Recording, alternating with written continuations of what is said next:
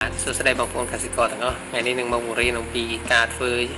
មេជូលីនស៊ីបែបក្បាលវាបាទបែបមេវាហ្មងបាទវិធីត្រៀមធ្វើបាទឧបករណ៍ត្រៀមមានដូចជា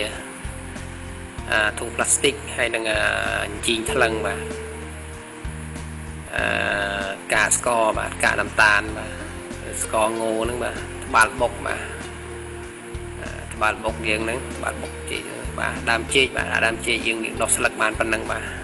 ដើមមកបាទឧបករណ៍ប្រូមកក៏យើងមកចាប់ផ្ដើមធ្វើបាទរបៀបធ្វើទី1បាទហាន់ដើមចេកយើងហាន់ដើមចេកឲ្យស្ដើងបាទហាន់ពីគល់វាបងប្អូនគោះមកយកទាំងគល់វាចឹងបាទសំខាន់ណាគល់វាហ្នឹងមកបាទហាន់វាឲ្យបាន3គីឡូមកបាទហាន់ស្ដើងបាន3គីឡូ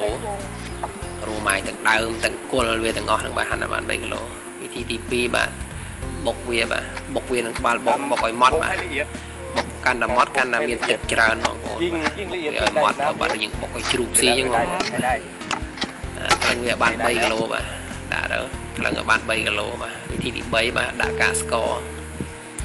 កាកស្ករហ្នឹងបើអត់យើងដាក់ស្ករត្នោតក៏បានខ្ញុំឃើញមានបងប្រុសម្នាក់គាត់ថាបើអត់ទេដាក់ប្រើស្ករត្នោតយើងក៏បានដែរបាទនេះគេប្រើកាកស្ករបាទកាកស្ករឬកាកដំតានពីរោងចក្របងប្អូនបាទដាក់1គីឡូបាទអានេះគេថ្លឹងរួមទាំងកធុងទាំងដើមចេកទាំងអីហ្នឹងវា5គីឡូបងប្អូនបាទកាកស្ករដាក់តែ1គីឡូទេបាទ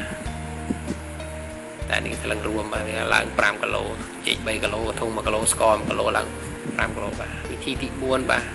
កូរវាឲ្យចូលគ្នាបាទពុនខោកាត់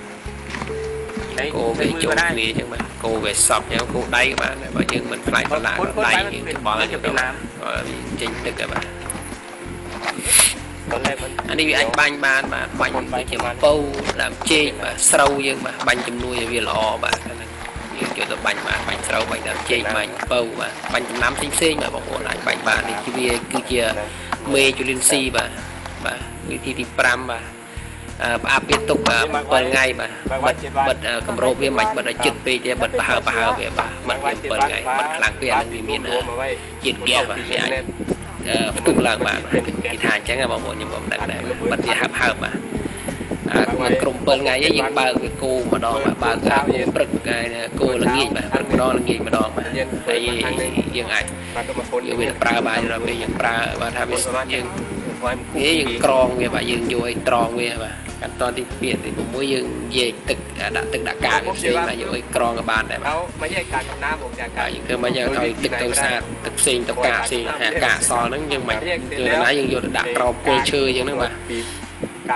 យើងខ្លាចជាជីល្អមកបាទដាក់រួចយើងយកឲ្យគ្រប់រួចស្រោចទឹកមកបាទជីដើមឈើល្អមកអត់មានរោគអីបងប្អូនបាទកាកសល់ពីយើងក្រងទឹកអីហ្នឹងបាទវិធីទី6អត្រាប្រើប្រាស់បាទ